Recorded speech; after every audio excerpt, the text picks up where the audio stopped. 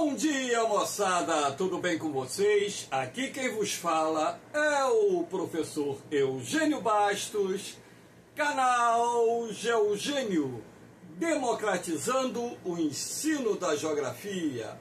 Moçada, vamos fortalecer o canal, se inscreva no canal, dê aquele like, compartilhe o vídeo e ajude o professor Eugênio Bastos a democratizar o ensino da geografia. Moçada, no nosso encontro de hoje, eu irei falar sobre os túneis de Gaza. Espero que vocês gostem do tema dessa aula. Havendo qualquer dúvida, deixe a sua pergunta na parte dos comentários, que eu terei o máximo prazer de respondê-la. Então, moçada, essa aula está sendo gravada no dia 30 de janeiro de 2024 e daqui a cerca de 7 dias nós estaremos completando 3 meses de guerra entre Israel, Hamas e Jihad Islâmica na faixa de Gaza. Lembrando que estão ocorrendo confrontos entre Israel e o Hezbollah lá no sul do Líbano e, logicamente, no norte de Israel. Então, o objetivo dessa aula em si é falar sobre os túneis que se encontram na faixa de Gaza, que, de acordo com algumas fontes de informações, essa rede de túneis chega a possuir cerca de 500 quilômetros de extensão. E essa rede de túneis também é apelidada como metrô de Gaza. E sendo assim, é bom que vocês entendam que esses túneis estão sendo construídos há muito tempo. Ninguém constrói uma rede de túneis com aproximadamente 500 quilômetros de extensão da noite para o dia, mesmo sabendo que na maioria dos casos os túneis são bem estreitos. É um trabalho demorado, uma vez que os equipamentos utilizados para a construção desses túneis não são equipamentos sofisticados como aqueles utilizados nos países de maior desenvolvimento, por exemplo, para abrirem túneis ou construírem metrôs. No caso da faixa de Gaza, esse trabalho muitas vezes é feito manualmente e com algumas ferramentas e equipamentos que nós podemos considerar antiquados, ultrapassados, razão pela qual é preciso que vocês compreendam que toda essa obra de infraestrutura subterrânea, que envolve a construção de vários túneis, inclusive localizados em profundidades diferentes, é uma obra que demanda tempo, demanda trabalho, demanda muito investimento, porque a gente sabe que a faixa de Gaza tem uma densidade demográfica muito grande. Naquela região nós temos cerca de 2 milhões de palestinos vivendo, muitos dos quais em situação de extrema pobreza, e que os palestinos que vivem na faixa de Gaza contam com ajuda internacional, da comunidade internacional, principalmente vinculada à comunidade árabe, que são, logicamente, que é representada por um conjunto de países que financiam o Hamas, que financiam a Jihad Islâmica, que financiam a Autoridade Nacional Palestina, que controla a Cisjordânia, que é um outro território palestino localizado naquela região do Oriente Médio, e que também financiam outros grupos de menor expressão que lutam a favor da criação de um Estado palestino, e aqueles grupos mais radicais, como, por exemplo, o Hamas, a Jihad Islâmica e até mesmo lá no Líbano, o Hezbollah, pregam a destruição do Estado de Israel. Agora, a complexidade que envolve todo esse processo de construção dos túneis, né, está relacionada a um projeto de engenharia muito bem elaborado, porque não é fácil você construir uma rede tão grande de túneis embaixo das cidades localizadas na faixa de Gaza, sem comprometer, vamos dizer, as construções que ali se encontram, não só casas, como também, em alguns casos, prédios com mais de 10, 15, 20 andares.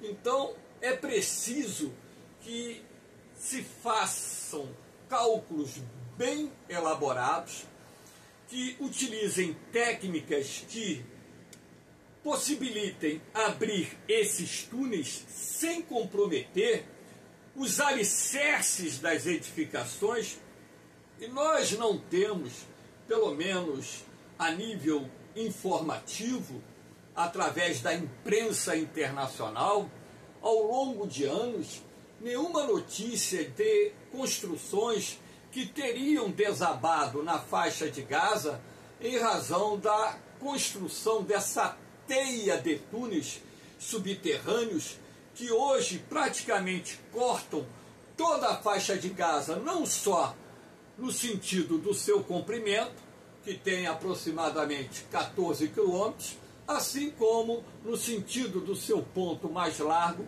que tem aproximadamente 7 quilômetros. Então, esse desenho aqui, ele tem por objetivo mostrar a vocês o quão é complexo, ou seja, o quanto é complexo a construção desses túneis. Primeiro, porque você tem que construir as entradas, muitas vezes essas entradas são verticais, elas se projetam por 10, 15, 20 metros, aqui, por exemplo, no desenho, a citação de 20 metros, sabendo que existem túneis na faixa de Gaza com profundidades superiores a 50 metros. Isso quer dizer que, na verdade, existem galerias de túneis em diferentes profundidades dentro da região. É preciso você ter uma rede de ventilação, porque o calor que se faz no interior desses túneis é muito grande, principalmente no verão, quando a região, então, é submetida a temperaturas extremas que muitas vezes ultrapassam aos 40 graus, temperatura do ar atmosférico. Lá dentro, no interior dos túneis, essa temperatura tende a ser mais elevada, a razão pela qual também naquelas áreas, naquelas salas, naqueles compartimentos em que você tem a presença dos militares, ou em alojamentos, ou em depósitos de armas, ou na fabricação de armas, existem sistemas de refrigeração, aparelhos de ar refrigerado, para manter a temperatura no nível agradável, até mesmo porque você também está trabalhando com material inflamável utilizado na produção de armas e que, dependendo, claro, da temperatura, poderia gerar um incêndio, gerar explosões e destruir parte dessa infraestrutura. Então você tem uma grande quantidade de entradas de túneis, muitas das quais são entradas verticais, que você desce por escadas verticais. Outras são entradas horizontais, até mesmo porque dentro da faixa de Gaza você também tem uma oscilação topográfica, ou seja, o nível do relevo ele oscila, ele varia. Então, em alguns pontos, através das imagens publicadas em fotografias, é possível você observar entrada de túneis no plano horizontal. Então, aqui no interior desses túneis, que a gente pode chamar tranquilamente de galerias, você vai ter os depósitos de armamentos e munições. Aqui no desenho não foi colocado, mas você também terá depósitos de alimentos, depósitos de água potável, né? Água em garrafa, né? Água mineral, água potável. Você tem as instalações para a fabricação de armas em locais que, em função da profundidade, ficam livres, pelo menos da maioria dos ataques aéreos promovidos pela Força Aérea de Israel, excetuando-se no caso quando são lançados aqueles foguetes, aqueles mísseis que penetram em bunkers e conseguem atingir a uma determinada profundidade e lá no interior gerar uma explosão que produz um calor infernal que mata e consome tudo aquilo que está no seu raio de ação. Então aqui você vai encontrar fábricas de armas, vai encontrar alojamentos, depósitos de armas, depósitos de alimentos, depósitos de água, tudo aquilo que foi sendo implementado ao longo de anos para dar a essas duas organizações paramilitares, tanto o Hamas como a Jihad Islâmica, condições para que, num eventual confronto com Israel, pudessem lançar foguetes como lançaram milhares de foguetes. E não foi só nessa guerra atual, que começou no dia 7 de outubro de 2023, assim como em guerras passadas. Imagine a quantidade de foguetes que o Hamas e a Jihad Islâmica lançaram da faixa de Gaza em direção às cidades israelenses. Claro que esses foguetes não são mísseis inteligentes, são foguetes disparados que têm um raio de ação, podem cair num campo aberto, podem cair numa área edificada, numa área de concentração de população, e nesses casos, quando um foguete cai numa área edificada, numa área de concentração populacional, além do dano material, pode causar vítimas fatais, assim como causou no início da atual guerra travada entre Israel, o Hamas e a Jihad Islâmica. Agora, muitas dessas entradas desses túneis, e isso há muito tempo, eu tenho lido na imprensa, né, muito tempo que eu falo, anos e anos, década de 2000, década de 2010, né, de que esses túneis, né, tinham entradas em creches, entradas em jardins de infância, entradas em escolas, entradas em hospitais. Então, um jeito que essas organizações paramilitares encontrou para proteger as entradas principais desses túneis dos ataques promovidos pela Força Aérea Israelense naqueles momentos em que essas organizações confrontaram as forças de defesa de Israel, a IDF, como eles chamam. E sendo assim, se Israel ataca, por exemplo, uma escola, e nessa escola tem criança, e porque ali tem entrada de um túnel, e morrem crianças, isso logicamente vai ser usado como propaganda de guerra contra o Estado de Israel.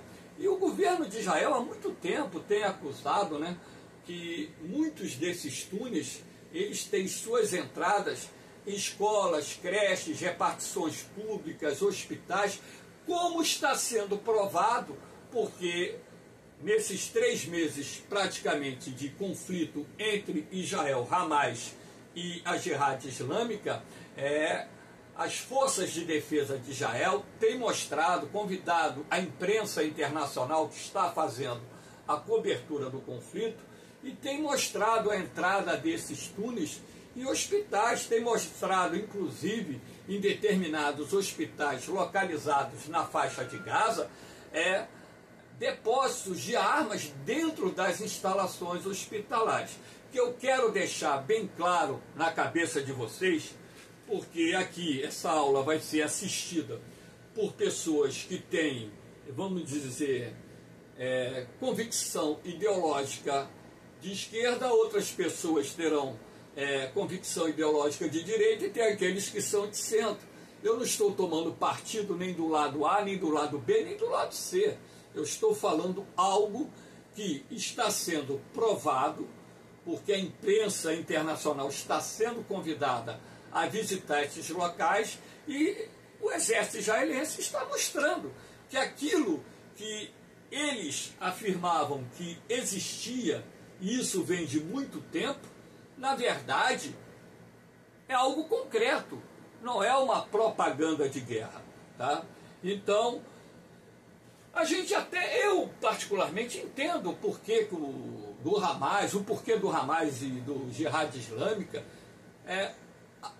adotarem, né, essa estratégia, essa tática para proteger seus arsenais. Nós temos que levar em consideração que existe uma diferença de poder bélico gigantesca. Israel tem um dos mais poderosos exércitos do mundo. É um país que conta com forças armadas muito bem treinadas, com equipamentos de última geração, e está enfrentando dois grupos paramilitares na faixa de Gaza que, militarmente falando, são muito inferiores ao poder bélico de Israel. Então, esses grupos, como mecanismo de defesa, e eu tenho que ter o discernimento de entender que essa estratégia de você colocar a entrada de túneis em escolas, hospitais, né, creches, etc., é uma estratégia para proteger os arsenais militares, proteger suas lideranças, enfim. E tudo isso, consequentemente, acaba dificultando as ações que o exército de Israel, nesse exato momento, há cerca de 3 meses, tem realizado na faixa de Gaza, contra esses dois grupos paramilitares que, reunidos, possuem dezenas de militares bem treinados para a guerra urbana. Nós temos que levar em consideração que a faixa de Gaza ela tem uma densidade demográfica muito grande e não possui só a cidade de Gaza. Existem outras cidades, eu vou mostrar aqui o mapa, e, consequentemente, né, apesar de serem cidades menores, né, você tem uma grande concentração de construções e qualquer militar, na sua sã consciência, sabe que a guerra urbana é a pior das guerras que você pode enfrentar. Ainda mais se tratando de uma localidade como a faixa de Gaza, que tem uma extensa rede de túneis com centenas ou milhares de entradas que são difíceis, né, de serem eliminados num curto prazo. Então, quando o governo de Israel anunciou o início da guerra contra o Hamas e a Jihad Islâmica, em função daqueles ataques que foram realizados no dia 7 de outubro, o próprio primeiro-ministro de Israel, Benjamin Netanyahu, ele disse que seria uma guerra demorada, que não esperasse uma guerra relâmpago, por causa da complexidade que seria invadir um território que tem uma grande concentração demográfica, vivendo em cidades, o que torna as operações militares um tanto mais complexas. E se vocês se lembram bem do início da guerra, num primeiro momento, a Força Aérea de Israel, durante vários e vários dias, atacou inúmeros alvos, lançando bombas inteligentes, lançando mísseis, para minar a infraestrutura do Hamas e da Jihad Islâmica. Agora, essa eliminação da infraestrutura foi uma eliminação de infraestrutura superficial, porque, na verdade, você destruir a infraestrutura subterrânea em função da extensa rede de túneis que existe na faixa de Gaza, seria, como está sendo, extremamente complexo. Razão pela qual essa guerra está se estendendo. Mais de 500 soldados israelenses já perderam sua vida. Não se tem ideia de quantos milhares de palestinos morreram. E dentro desse contexto, a gente tem que levar em consideração que entre os palestinos, muitas crianças mortas, mulheres, velhos, até mesmo porque alguns dos ataques acabaram atingindo áreas ocupadas pela população civil, e numa guerra urbana, infelizmente, vítimas inocentes acabam morrendo em maior quantidade, né? Porque quando você está numa guerra, num campo aberto, normalmente quem morre ali é soldado, né? População civil vítima de uma guerra em campo aberto é muito pequena.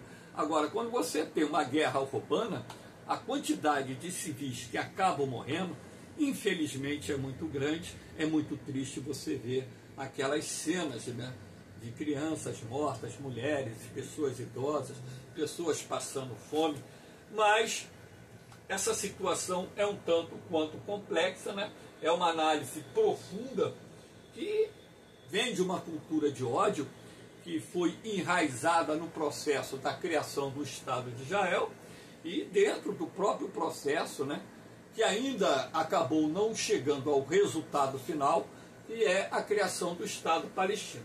Aqui você tem um mapa para que vocês tenham ideia, em parte, né, essas linhas vermelhas representam aqui os túneis encontrados na faixa de Gaza. Na verdade, quanto mais território o exército de Israel ocupa aqui na faixa de Gaza, porque é um trabalho formiguinha, né? Tem que ir de estabelecimento residencial, estabelecimento comercial, estabelecimento industrial. Então, você é um trabalho que demanda tempo, você cercar uma área, eliminar a resistência de uma determinada área, entrar nas edificações, porque nós estamos falando aqui de milhares e milhares de edificações, muitas das quais possuem no seu interior entradas de túneis. Então é um trabalho de formiguinha muito grande. Aqui nós temos a bandeira da Palestina, tá? Para quem não sabe. Então essa rede de túneis vai aqui, né, de um lado a outro. Aqui você tem o Egito, aqui você tem o Estado de Israel, né? Essa aqui é a faixa de Gaza, é amarelinho bem claro, né? Então essa rede de túneis, aqui você tem a cidade de Gaza, né? E aqui você tem outros assentamentos.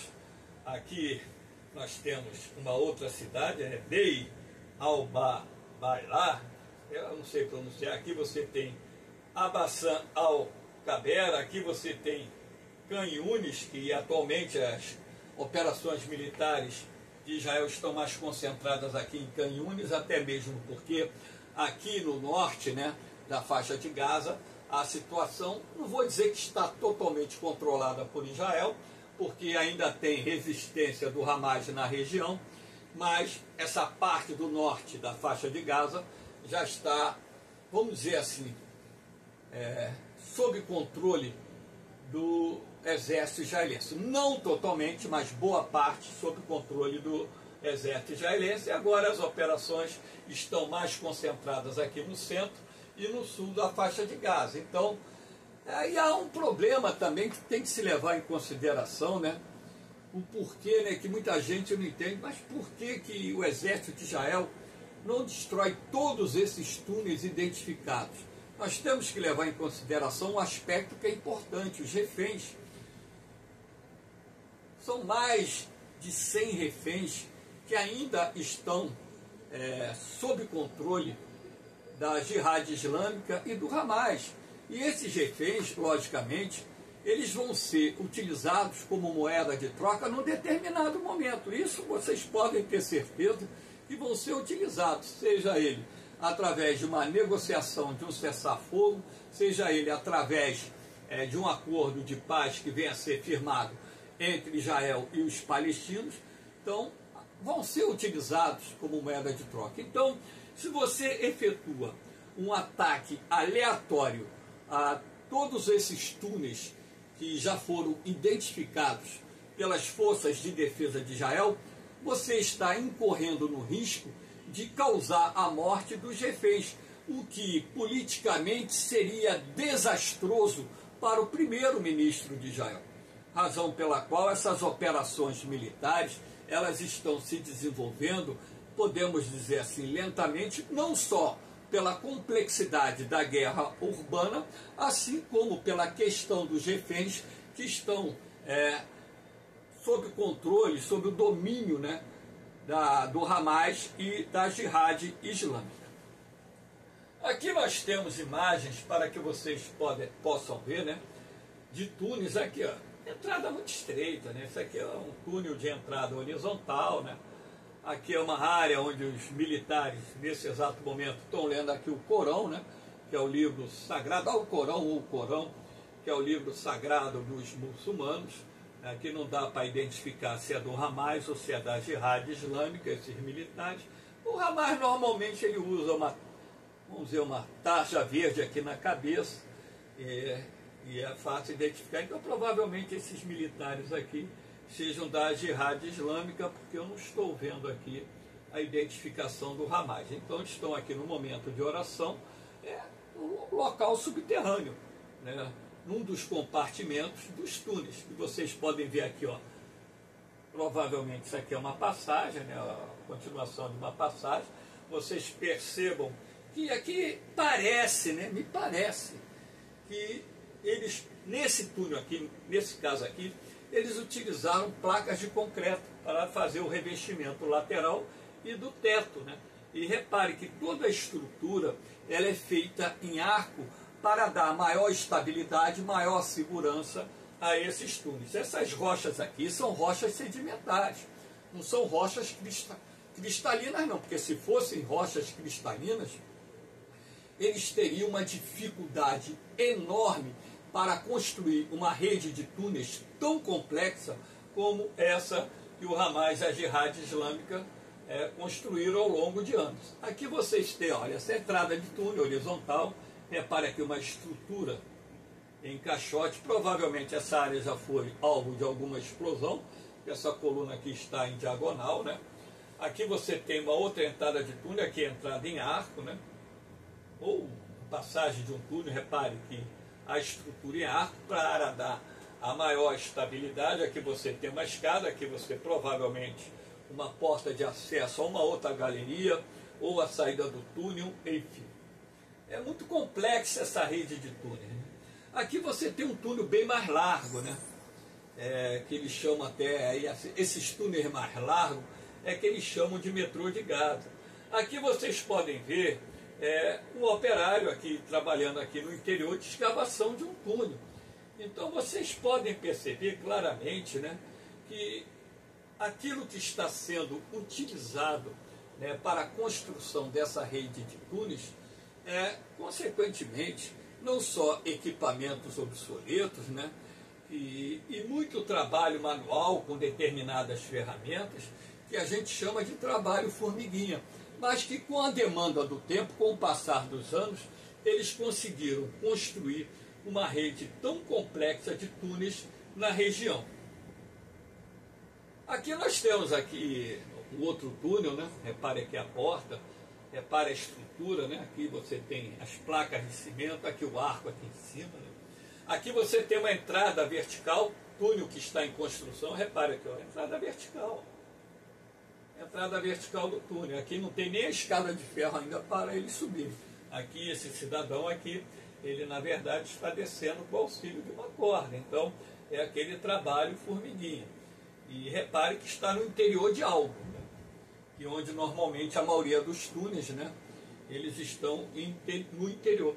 Aqui você tem uma fábrica de armamentos do Hamas. Repare como o equipamento é bem obsoleto, bem antiquado. Então, esses tubos aqui de ferro, né, são utilizados para a produção dos foguetes Qassam, que são lançados de encontro ao território israelense. Tudo dentro, né, de uma técnica que a gente pode considerar nível de tecnologia militar moderna muito rudimentar. Agora, eles têm uma capacidade de produção de foguetes bastante interessante, razão pela qual no início da guerra estimava-se que o Hamas deveria ter no seu arsenal, só o Hamas, algo em torno de 70 mil a 100 mil foguetes.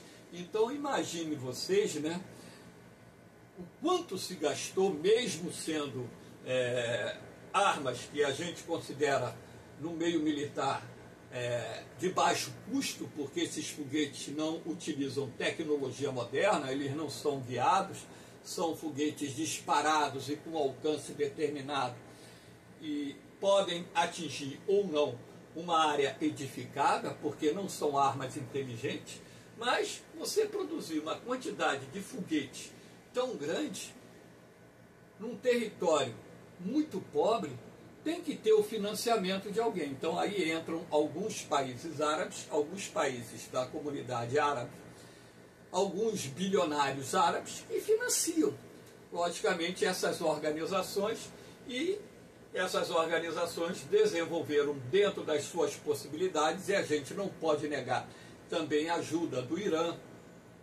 um fornecimento de determinados materiais necessários para a produção de armamentos, inclusive ajuda técnica para a produção de armamentos, até mesmo porque nos últimos anos o que se observou foi o maior nível de sofisticação de alguns armamentos, inclusive os mísseis antitanque que o Hamas, a Jihad Islâmica, tem lançado. Esses aí é que tem causado maiores problemas para as forças de defesa de Israel. Então aqui nós temos essa imagem, né, de uma fábrica que foi destruída, né, pelas forças de defesa de Israel, lá na faixa de Gaza. Aqui nós temos, né, mais uma outra imagem para que vocês possam ver que é tudo muito rudimentar, né? Ou seja, eles conseguem tirar, podemos assim dizer, leite de pedra, porque com esses equipamentos tão rudimentares, claro que para poder produzir determinados armamentos, aqui, ó, você tem que ter pessoas com capacidade, conhecimento técnico para produzir essas armas. E sendo assim, né, eles conseguiram desenvolver uma indústria bélica que, dentro daquilo que foi possível o Hamas e a Jihad Islâmica produzir na faixa de Gaza, e aquilo que foi possível contrabandear a nível de equipamentos, a nível de armamentos, a nível de munições para dentro da faixa de Gaza, isso tudo foi feito. Agora, parte desse contrabando que entra ali na faixa de Gaza, ele vem do Egito. Uma rede de túneis que liga a faixa de Gaza ao Egito. Aí você vai me perguntar, mas professor, o Egito é complacente com isso? Não. Então é assim que anos atrás o governo do Egito determinou a inundação desses túneis com água do mar. Então esses túneis que faziam a ligação entre a faixa de Gaza e o Egito, muitos túneis foram inundados. Mas será que todos os túneis foram eliminados?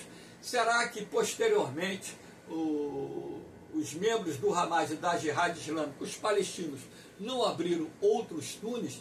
Porque quando você fala em rede de contrabando, também nós estamos nos referindo a uma instituição, uma organização criminosa, porque o contrabando ele é crime.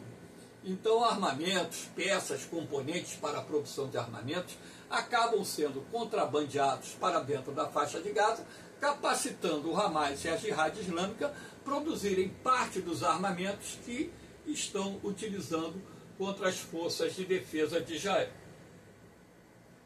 Aqui você tem algumas saídas de túnel, né? Aqui, ó.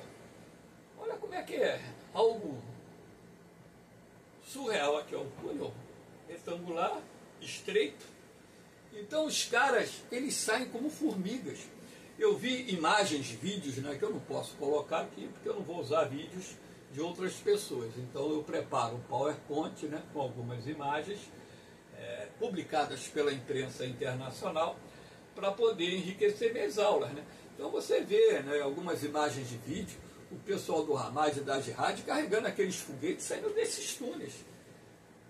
Então eles têm lançadores de foguete, colocam os foguetes, disparam e depois correm para dentro dos túneis. E esse espaço de tempo existe quando eles saem dos túneis, preparam os foguetes e disparam, é um espaço de tempo de poucos minutos, o que torna mais difícil para as forças de defesa de Israel terem um resultado mais eficaz no combate a essa prática. Agora, que fique bem claro, né, que a capacidade do Hamas e da Jihad Islâmica lançar foguetes diminuiu substancialmente. Por quê? Porque os ataques feitos pela Força Aérea, pela Marinha de Israel e pelo Exército israelense reduziram em muito a capacidade atual do Hamas e da Jihad Islâmica continuarem lançando foguetes no território de Israel. Mas, mesmo assim, alguns foguetes ainda são disparados por causa da presença desses militares que estão dentro dos túneis, que quando há uma oportunidade, saem rapidamente desses túneis, levam essas armas e, consequentemente, disparam. Aqui você tem um túnel de entrada vertical, né? Aqui, ó, retangular. Isso aqui, essa imagem de baixo é do Hospital Al-Sharif, lá na faixa de Gaza, né? O exército de Israel mostrou a entrada do túnel, no interior do hospital, né? Aqui nós temos outro túnel, aqui você pode perceber o militante, ele está agachado, então ele tem uma altura pequena, assim como esse aqui. Aqui você tem um túnel bem mais largo, né? E esses aí provavelmente são aqueles utilizados para o transporte dos equipamentos maiores, né? Como lançadores de foguetes, etc., que são posicionados em determinados momentos para atacar o Estado de Israel. Aqui você tem, né, alguns dos armamentos, né, o drone, né, que é um armamento de baixo custo, que hoje está se transformando numa arma de guerra extremamente importante. Veja a guerra entre a Rússia e a Ucrânia, né?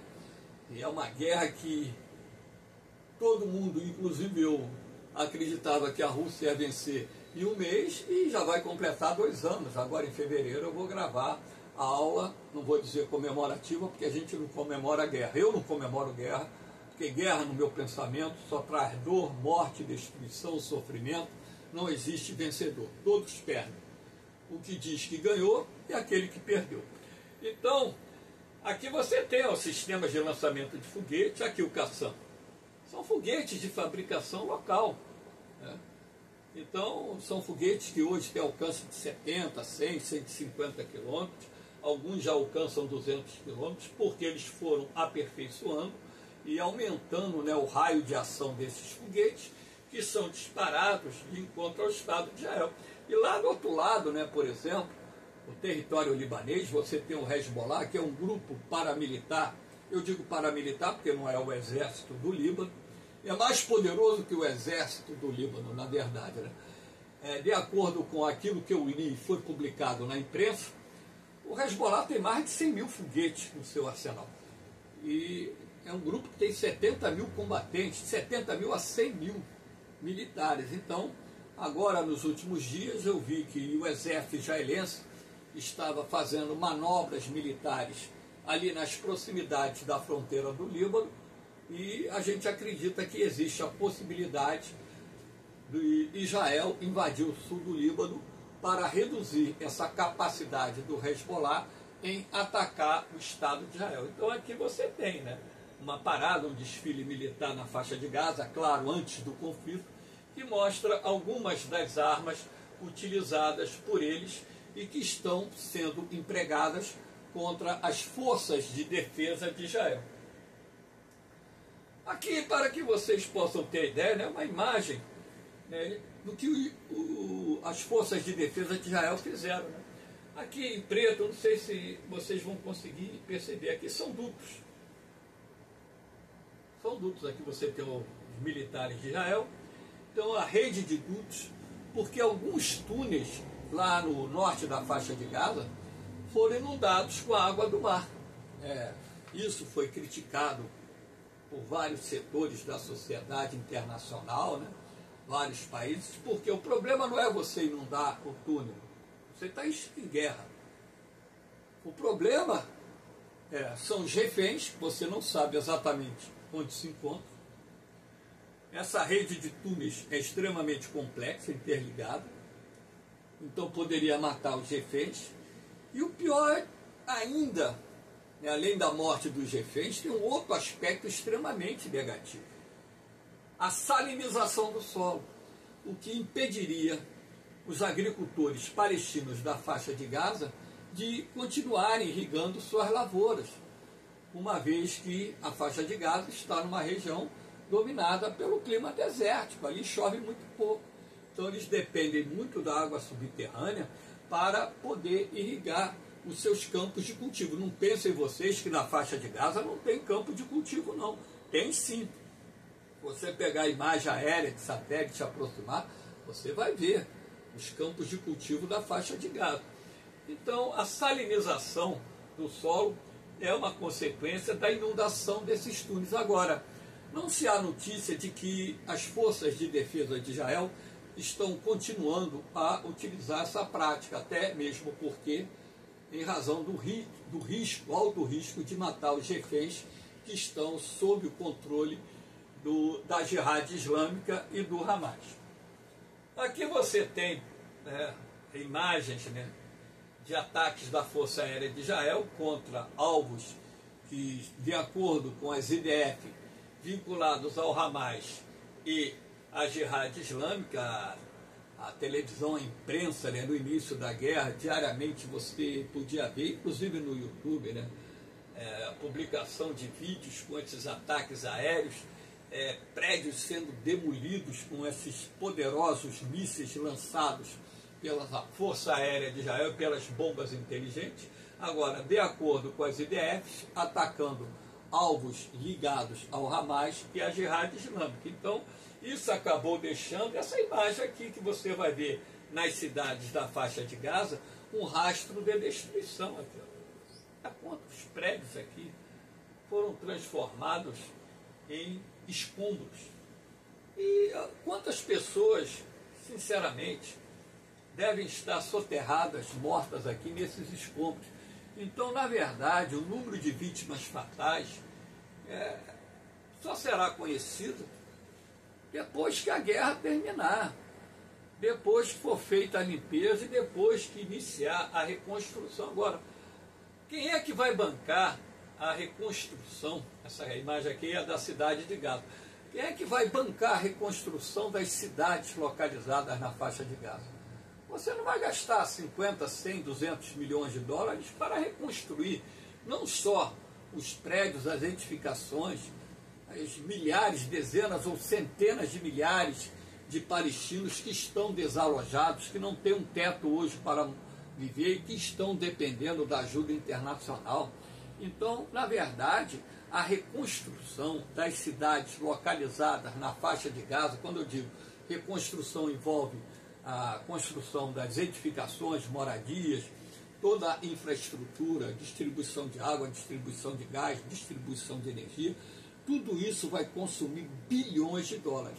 Claro que eu acredito que a comunidade árabe, sobretudo aqueles países mais ricos, produtores de petróleo, irão bancar parte dessa reconstrução ou bancar toda a reconstrução. Agora, há de se convir que é preciso nós olharmos o lado humanitário da coisa, porque nem todo palestino ele pertence a esses grupos extremistas. Tem muitos palestinos que ficam em silêncio e são contra a guerra, mas não podem se manifestar por causa dos grupos extremistas que pregam a destruição do Estado de Israel. Então, na verdade, nós temos que olhar o lado humano, né, e ver que dentro dessa história existem milhares e milhares de famílias de inocentes que estão sendo as principais vítimas da guerra. Eu falo as principais vítimas da guerra, me perdoe a sinceridade, porque quando você é militar e vai para uma guerra, tem duas situações: ou morre ou volta vivo. Se você voltar vivo, ainda tem uma terceira situação. Você pode voltar mutilado, perder uma perna, perder um braço, perder uma mão. Ou você pode voltar com problemas psicológicos, se transformar num neurótico de guerra, pessoas que acabam tendo, né, durante o resto da sua vida, traumas mediante aquilo que vê no campo de batalha. Não é fácil não, moçada. Eu digo a vocês que não é fácil. Toda guerra é dolorosa. Quando eu falo é dolorosa, não é só para a parte que perde, não. A parte que perde é a parte que ganha. Então nós temos que olhar isso com carinho, né? E torcer, rezar, para que os dois lados cheguem a um consenso e negociem.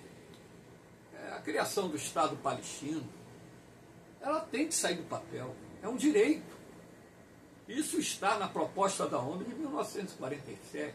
O Estado de Israel tem que aceitar a criação do Estado palestino. Agora, do outro lado, o Estado palestino tem que reconhecer o Estado de Israel, o Estado de Israel reconhecer o Estado da Palestina e procurar viver harmonicamente e lembrar que a terra é nosso lar.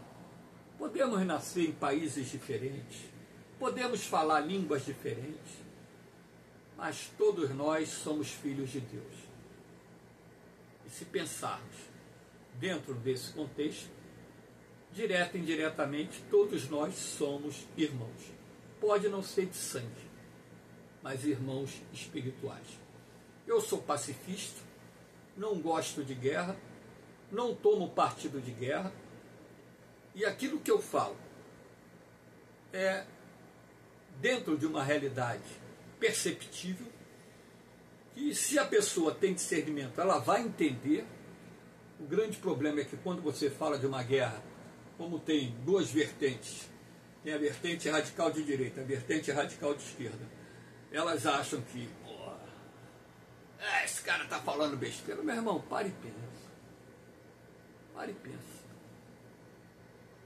Eu não quero saber da esquerda, eu não quero saber da direita, eu não quero saber do centro. Eu quero viver num mundo de paz, num mundo tranquilo, num mundo onde todos os seres humanos possam ter o mínimo necessário para viver e, consequentemente, criar seus filhos. É dentro desse contexto que eu estou vivendo o final da minha vida. Essa camisa aqui é do Exército Brasileiro. Meus alunos, ex-alunos da turma preparatória da SpaceX, que me presentearam com o meu nome. E vocês acham que eu não falo para eles? E eles gostam pra cacete de mim. Eu sou um cara que sou muito verdadeiro. Não falo nada para agradar ninguém. E ainda mais numa aula. Eu não posso nunca tomar partido de nenhum lado. Porque o professor, ele tem que ser apolítico. Ele tem que mostrar os fatos. E você tem que ter o discernimento, entender dentro daquilo que você acha, se é verdade ou não. Se você acha que não é, pesquisa, estude. E de repente você vai concordar com aquilo que eu disse, ou vai continuar discordando. Isso faz parte do princípio da independência do pensamento humano. Valeu, moçada! No mais, espero que tenham gostado desse encontro. Dê aquele like, compartilhe o vídeo, ajude o professor Eugênio Bastos a democratizar o ensino da geografia. Valeu, moçada! Um beijão no coração de vocês, um forte abraço, fiquem com Deus, eu vou, mas eu volto, hein? Fui!